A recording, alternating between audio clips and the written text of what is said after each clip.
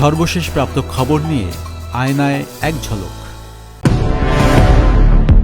ওবায়দুল কাদের আরাফাত সহ আওয়ামী লীগের 7 নেতার বিরুদ্ধে আনুষ্ঠানিক অভিযোগ দাখিল, জানালেন প্রসিকিউটর তামিম। 24 জুলাই আগস্টের হত্যাযজ্ঞের অভিযোগ। রাজধানীর হাজারীবাগে নারী হোস্টেল থেকে এনসিপির নারী নেত্রী জান্নাত আরা রুমির ঝুলন্ত মরদেহ উদ্ধার, ঘটনা তদন্তে নেমেছে পুলিশ।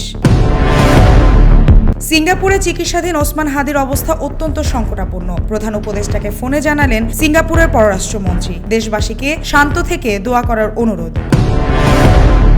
যমুনা ফিউচার পার্কে ভারতীয় ভিসা কেন্দ্রের নিয়মিত কার্যক্রম ফের শুরু, নিরাপত্তা শঙ্কার অভিযোগে বন্ধ ছিল একদিন।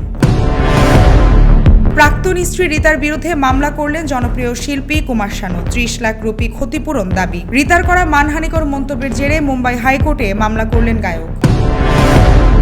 পদত্যাগের ঘোষণা দিলেন এফবিআই উপপ্রধান। পডকাস্ট শো নিয়ে ট্রাম্পের মন্তব্যের পর এই সিদ্ধান্ত নিলেন তিনি।